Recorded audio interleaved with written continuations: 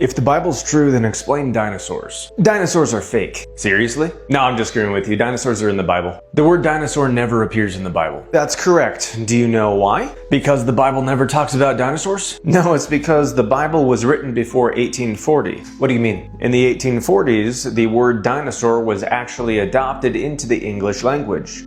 So the word dinosaur did not exist prior to that when the Bible was being written. So they had no words to describe a dinosaur? Yes, they did. They referenced them as dragons. No, dragons aren't real. Well, the type of flying dragon that you're probably thinking about, that probably didn't exist. But at the same time, the word dragon literally just was the term for dinosaurs, these gigantic reptilian creatures. And the Bible talks about dragons. Yeah, a lot. Okay, but that doesn't necessitate that it was actually talking about dinosaurs. It could have been referencing some kind of external mythology and incorporating it into Christian mythology. There is no such thing as Christian mythology. Christianity is 100% true, but despite whatever you're saying right there, it was also described. So instead of it just being names or the term dragon, there were also descriptions of these creatures. Like what? Well, in the book of Job alone, we actually see two of them talked about and described. Which are what? One is referred to as Behemoth and one is referred to as the Leviathan. And so we just assume that those are dinosaurs?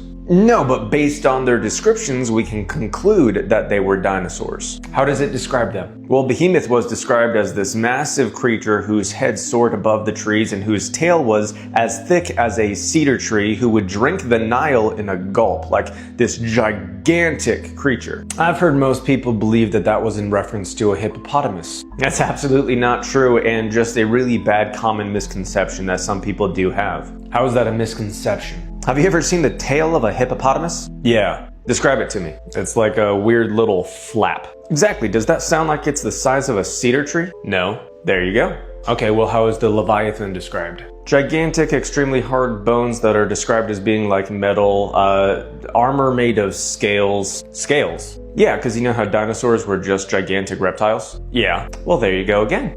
But wait, you said that Christianity is 100% true and therefore not mythology? Yes, that is correct. Then why does the Bible talk about unicorns? The term unicorn is not in modern translations of the Bible, but the animal that it was referencing, that is real. Well, what is it? Basically a rhino. But African rhinos actually have two horns coming out of their snout. Yeah, but there's one found in India that has a single horn coming out of its nose, and that has been referred to as a unicorn, which literally means one horn. Well, how do we know it was talking about that and not some kind of a Pegasus? Because if we look at a dictionary from before 1840, we literally see the term unicorn being there to describe a rhinoceros unicornus. That is the scientific term that they had at the time, a unicorn for that type of rhino. Like here, let me just show you a picture of that kind of rhino right now.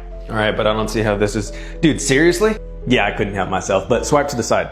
Oh, interesting. Yeah, the Bible is true.